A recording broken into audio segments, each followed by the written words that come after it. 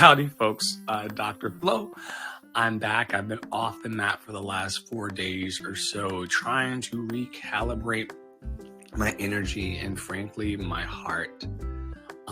It's been the hardest path that I've been on to get myself remotivated after probably a year and a half of deep discouragement. There's been so many changes going on in my flow and in my life. Over the last year and a half, left New York City under bankruptcy and illegal eviction.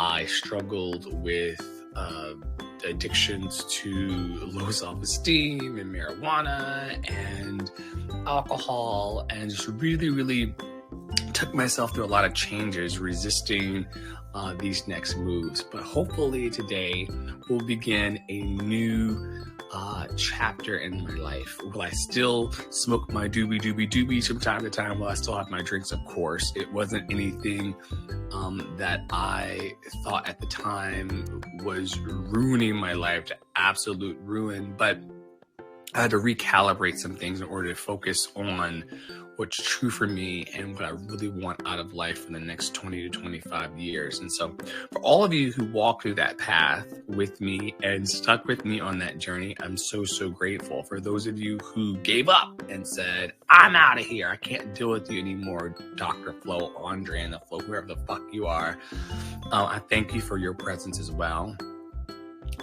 This morning I'm going to be doing a bit of yoga and starting the day with that. And then I'm going to flow over into the shower.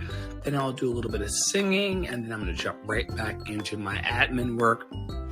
If you're wondering what it takes to overcome your fears, if you're wondering what it takes to overcome your struggles and your internal demons and your deep, dark depression and anxiety, this is the path.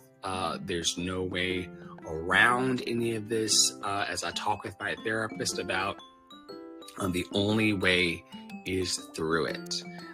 Very soon I'm going to be announcing on Telegram some new offerings coming out of my tribe and out of my flow. I hope that you enjoy it. I will not give up on this idea that I am deeply and profoundly, more than ever before, loved and lovable. I am a child of the universe who wants to express myself in love and joy and have true freedom in this life. And so I'm not going to do anything but own the present moment exactly as it is and continue to work towards my goals. Over the last few days, I stayed in bed and really worked on resting and trying to come home to myself and, figure out what really matters to me and what doesn't matter to me and get clear through rest. The last couple of months have just been a bit of an emotional roller coaster. Poppy Walter moved here from Illinois, and we've been trying to, like when you shuffle a deck of cards, all the cards kind of fall in between each other. That's what it's felt like, putting our lives together here and trying to find center. I would not recommend it for the faint of heart. You have to really know that you want to find love in these ways in order to actually find it. And I'm happy that everything went down exactly as it did. I don't take anything back. There are no regrets. It's just now time to pick up my bed and walk. And so for those of you who are interested in going along the path with me for the next 25 years plus, then welcome to the party. For those of you who are just tuning in to make sure that I'm alive, I am very much so alive. I don't think I'm going through anything.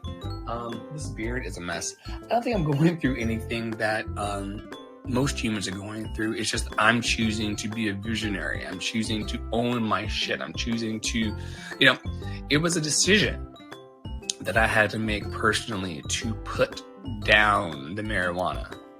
That was causing me to be very lethargic and really doubt myself and doubt my dreams. I have nothing against cannabis. I have nothing against the magic of cannabis, or as Poppy Water would call it, the spirit of marijuana. I have no issue with any of those things. But at some point, sometimes and alcohol can be a problem for people.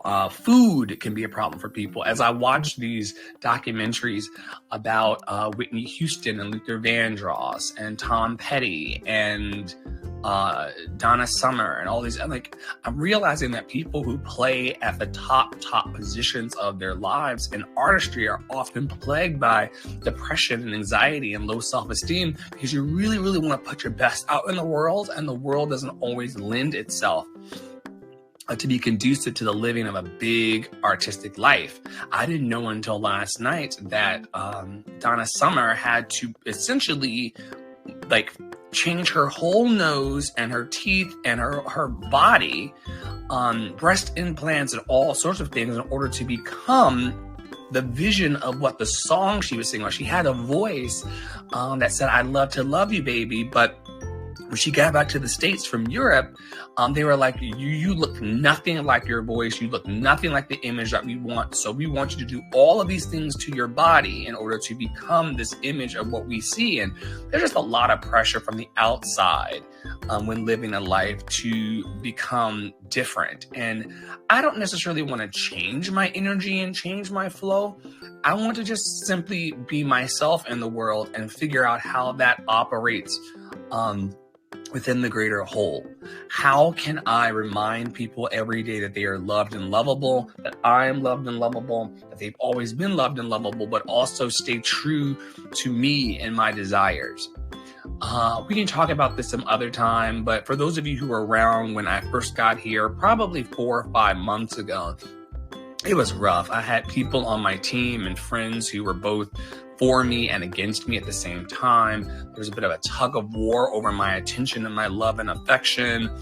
There was a bit of hazing into this community that was happening in the midst of people's own personal health struggles and concerns. It was a lot. It was a lot. I've definitely walked through the fire over the last year and a half, the last 2 years. And that's not to say that everyone hasn't been, because we've all walked through the pandemic. I think that we cannot discredit the fact that we went through a worldwide physical health event. It was mind-blowing to watch hundreds of thousands of people perish. I went through the pandemic in the epicenter, or one of the epicenters of the pandemic, and watched bodies be thrown into refrigerated trucks behind Javits Center, and watched my whole performance life, which was just beginning to kind of get off the ground. I watched that disintegrate right in front of me, and I watched all of my opportunities to make money as a side hustle. I watched them both dry up in opportunity, but I also watched my desire to live life as I had been living it for the previous 30 years completely go up in flames. And so because of that, I really, really didn't see a future for myself and got really, really depressed, at times suicidally depressed. If I'm honest about that with all of you, I'm still coming out of that now. Like, why be here? Why live? Why go on? What is the point when there's so much bullshit in the world? And I'm going to persist, and I'm going to persist with all of you. I'm going to tell my stories. I'm going to walk in truth. I'm going to continue to make my money to afford my therapy and the life that I live, and hopefully be a blessing to people in whatever ways I can. But remember, this is a whole different me than before the pandemic. This is a whole different me than over the last 20 years. I thought that I needed to be a shiny, version of myself. I thought that I needed to be an Oprah, version of myself. I thought that I needed to I thought a lot of things, folks. And now what I'm learning and discovering is that if I just trust my intuition and don't back down, this is another reason why I really, really enjoy watching these stories. My partner, Poppy Watt, is like, are you watching another one of those death documentaries about celebrities? I watch them because I want to understand deep inside myself what I'm going through. I'm a high performing entertainer. I'm a high performing artist. I'm a high performing human. I've always been this way. Even since I was in elementary school, I was a scholastic standout.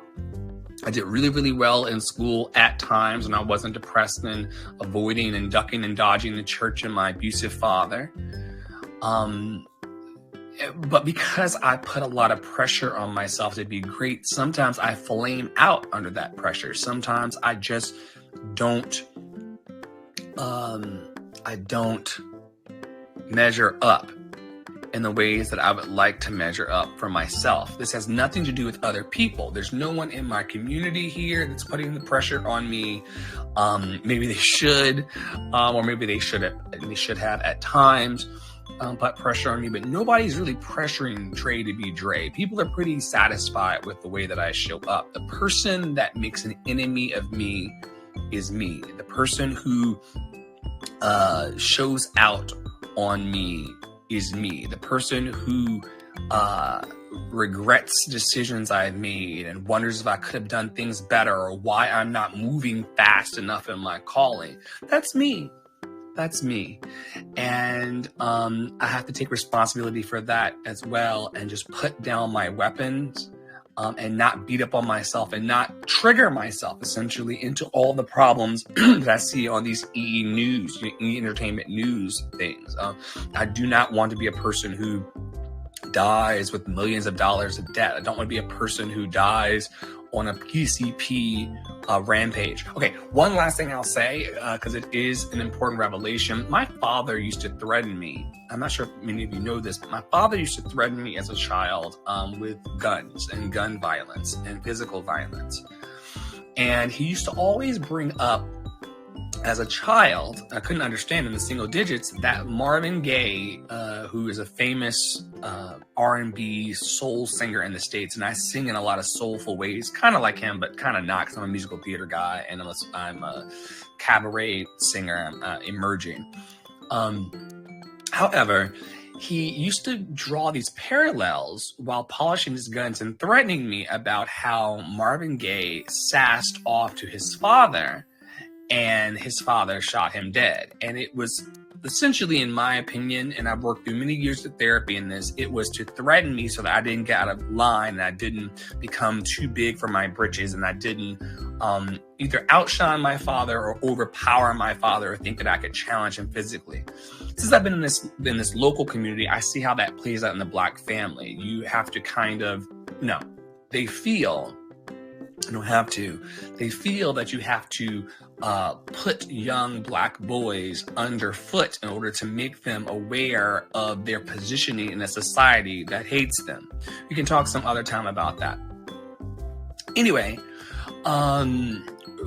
because my father threatened me in these ways, I had this idea in my head throughout my childhood, all the way up until when my father died, that if I stepped out of line in any way, and I had this, like I said, all the way until I got the news in Brooklyn as a grown adult in musical theater in and out of New York City, until I got those, until he died, I thought that he was always going to kill me if I stepped out of line. Now, I wasn't doing anything other than living my Black queer life. But in some circles of the world, that is actually the threat in and of itself. To be Black is a weapon. To be queer is a weapon. To be free in the arts is a weapon. And so because of the weaponization of my person, I never really felt like I belonged. I always felt like my father, who had threatened me also in college, that he was going to come and snatch me up and rip me away from everything that I knew and I loved as I was trying to discover myself as a young adult. I always thought my father was going to harm me. What I discovered from watching documentaries and doing further research over the weekend was that Marvin Gaye was dealing with deep, deep depression on his own. He was dealing with a deep, deep, dark depression of not measuring up for the record companies and not measuring up according to his standard of creative excellence. And because of that, he eventually got caught up, as I have in the past, with deep, deep drugs. I'm not talking about like light marijuana usage, which some people would call that a gateway drug. I'm talking like heavy cocaine usage and PCP usage and things like that. There's no way for a kid of 6, 7, or 8 years old to be strung out on PCP or should be strung out on PCP. And I realized over the weekend that it was a PCP raged, I don't want to call it an entanglement, but it was a PCP, a PCP rage bout. And that's even calling it a bout is to make light of what it was. He essentially saw his father abusing his mother and then began to rage and thrash in the house. And according to the tales, no father should kill their children. But the father claims that he was in such danger and under such threat, he used the gun that Marvin Gaye brought into the house for his paranoia in order to kill his son. It really connected the dots this weekend that I've never been on PCP. I've done hard drugs, but didn't really take to them, thank God. And because of that, I would never have been in a situation to have that level of harm come to me. And will never be in a situation like that to have that level of harm come to me, because thank God I've progressed. I'm not perfect at all, but I've progressed to a place in my life where I now understand what these things do to the body. And there's so many cautionary tales. Who wants to die unconscious in a bathtub, like Whitney Houston and her daughter and so many other people? There's just so many other ways to live this life. I'm going to do yoga instead. So anyway, that's a bit of a long roundabout to what I've been going through over the last 4 or 5 days. It has not been easy to mesh my life with a stranger who is a free spirit and is spiritually volatile and open and free in all of the ways, positive ways that one can be. And to merge our lives together, to have a flea infestation in the house, and to be conquering all the ants that we've been conquering together, and to be financially in rock bottom place, like week after week. It's like you get a moment to breathe. TT Nadia buys the groceries for you, and then you're right back to financial rock bottom. These are all the ups and downs of what it means to be an entrepreneur and a creative. But to have it happen in community and to have it happen when you feel like you're at the end of your dark spell. Oh, so wild and crazy to go through. But I wanted you all to know that I'm sending love to you, that I've come up out of this flea-ridden at times bed, and I've come to the conclusion that life is worth living for all of us. It's always been worth living. I was never in deep, deep, dark spaces, although maybe I was. All that to say that at some point you have to decide in your life that you want to move forward. And I don't know who this might resonate with today.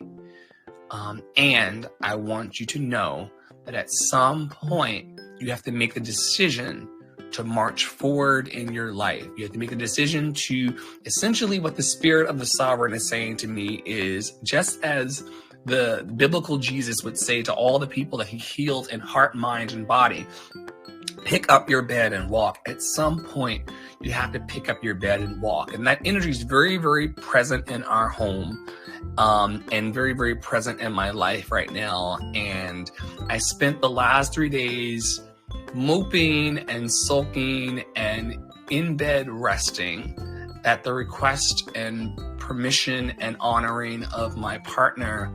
And now it's time to just get up.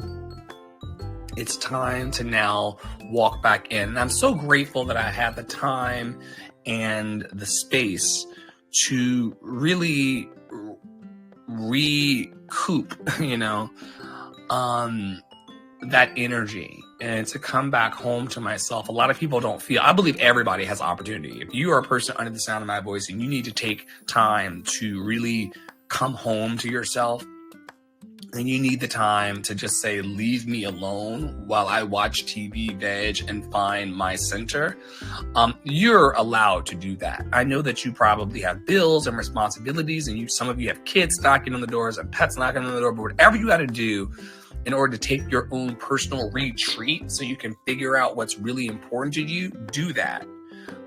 Definitely do that, because no one's going to do it for you for sure. But I'm coming out of this hole. The promise that I made was that I would spend Thursday, Friday, and Saturday of this weekend watching a lot of celebrity documentaries and really understanding where people through, a lack of impulse control and heavy addiction and deep depression and anxiety. Luther Vandross and his Luther burgers. He was taking a donut, hamburger patty, another donut, hamburger patty, and a donut, and eating that because he was so depressed and afraid of life working out for him. Nobody wants to be in that situation.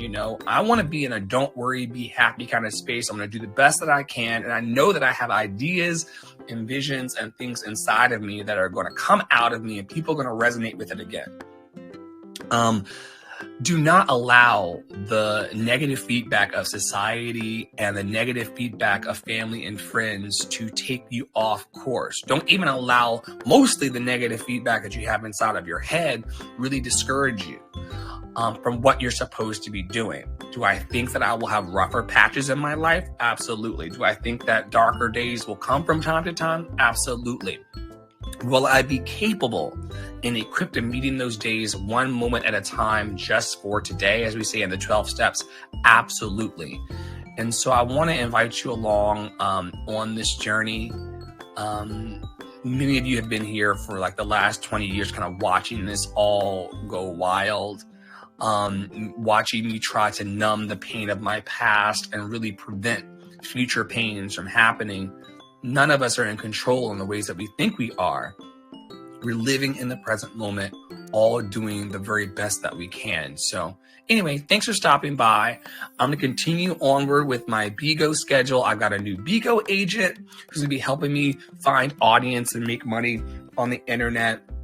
And also I've got lots of ideas cooked up for the next version of my life, Andre 15.0. And really, really launching a lot of creative opportunities for people to tap into their magic as well. Remember, the person that I'm healing the most here is me. And then from that, everything else is going to flow. But I thank you for paying attention when you can. I thank you for listening in. Hopefully someone feels encouraged by my story today. There were days, I know why I was using marijuana so heavily. I was trying to numb the pain of abandonment.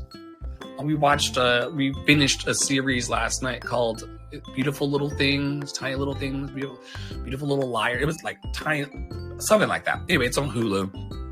And this woman's story was just, at first I was kind of this woman's a mess, but then I recognized towards the end of it, I don't want to give it away, but these are universal themes of being afraid of the future while trying to overcome the things that hurt you in your past. This is very, very real for humans. So many of us have been just beat up by life. Some of us in childhood. I work with clients who've been molested by parents. I work with clients who have deep fears, and like myself, being over-sexualized in their childhood, lightweight molestation happening to me in my childhood, definitely coming through the cult of Christ and church hurt and church shame and just being rejected from the very beginning for the human that I am, the loving human that I am. I have a PhD, that's why I call myself Dr. Flo, in these harmful experiences. And so trying to numb your past and then numb the anxiety of the future is what put me in a space to where I was smoking. I was waking up every morning, wake and bake, they call it, waking and baking to start. And then also smoking more in order to go to bed at night. Not because I'm a bad person, not because not because of any of the reasons why people would think a person would need to smoke that much, but because I was trying to numb out. I was trying to push pause. If I could get just a little relief on all of the anxiety and depression in my head. Remember, our brains sit within like this 3-pound brain sits within this little dark cavity and creates all this life for us outside. The sun and the clouds and all of this is a representation of what this brain in darkness experiences as impulses. And that's just science. And all of that was causing me to really want to numb out.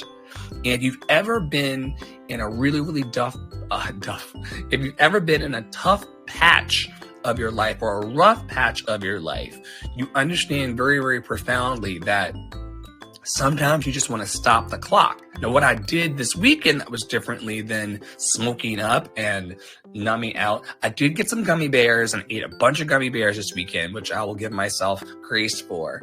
But I just took time to, instead of smoke up or drink, because even over the last month and a half, the Poppy Water's been here, we would just go over to the CVS that's local here in town, to the Cast House, and just get bottles upon bottles of wine, and just drink those and for relief.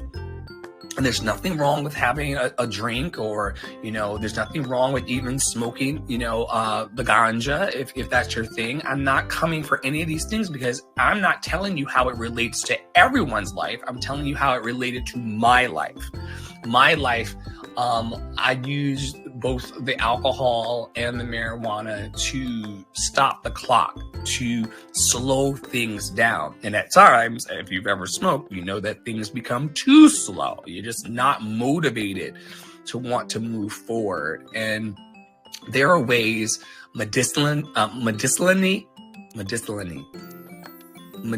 from a medicinal perspective, there are ways to use all of these things to provide. They say that red wine is good for your heart, and marijuana has healing properties in it that they don't want to tell you about.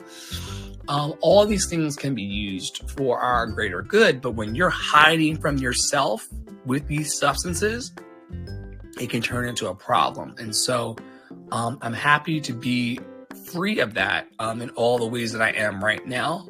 Will I reintroduce a nice margarita back into my life in the future? Absolutely. Will I smoke up again? Absolutely. But one of my good Judy, she was like, I was wondering in the pandemic, once you were going through all that, if you were doing it maybe a little too much because you weren't functioning in your normal life. Yes, I was trying to numb out the ideas that I wanted to kill myself. I was trying to numb out the pain of abandonment by my family and friends in the midst of one of the hardest episodes of my life. I was trying to numb out the fact that I went a year and a half, maybe 2 years without a single hug and cuddle from anyone. These things are very, very real in life. And I think that I don't want to talk about them in very cavalier ways or very casual ways, because a lot of people are living these things right now in our lives. Remember that 800,000 people are not feeling loved and lovable every year to the point of self-harming themselves to death. The math is that 2,191 people will unalive themselves today before the sun goes down. I don't have that feeling right now in this moment, but I've been there before. I've definitely been there before, living in a flea and ant infested home with no money to, buy more repellents and things like that was very, very sad to me. Watching the food go down. I don't really have maybe I do have a food anxiety thing, because watching your food go down while you're trying to be an entrepreneur and find your own way to make more money. And having to now feed two and not one person, and trying to provide and be the provider for a home while you're also dealing with deep, dark, depressive episodes. This is real for people. This is real for me. I will not look away from my own circumstance and my own suffering. I will not look away from the suffering of the world. I will figure out in my own power and my own way to do everything I can in order to march forward and to make a miracle for myself and for those around me. So once again, if you're just tuning back in for the first time, or perhaps you're here for the first time, I'm Dr. Flo. I'm a metaverse worship pastor, clarity coach, life coach, and really champion for people who are going through the darkness in their lives that they feel is unmanageable. Everyone is loved and lovable. Everyone deserves a shot at becoming their best selves. Every human life is redeemable. We all have a promise inside of us, and most of us just need help, right, in order to get out of our own way and find the tools we need in order to be successful. So I hope that today on this Sunday, I do believe it's Sunday, April 16th, I do pray that you would find the courage to let go of the things that you cannot control, and also find the courage to work on the things that you can. And if you're looking to work with someone or get accountability and encouragement daily to get out of dark places and you can't afford it, I'm happy to help in all the ways that I can. It's not really, I need money in order to live. I need money in order to eat and to move my dreams for it. But my mission is really bigger than money. And people who are capitalistically driven will only see dollar signs and will only see how to make a buck, make a buck. That's one of the songs I sang on Broadway at Feinstein's. They'll only see dollar signs and the value in things that bring money. But my life is calling me to a higher purpose of making sure that people are sincerely okay. I believe that if you take care of the heart of a person and really make sure that they're okay on the inside and really feel capable of manifesting their dreams in all the ways that matter, checking in on people daily,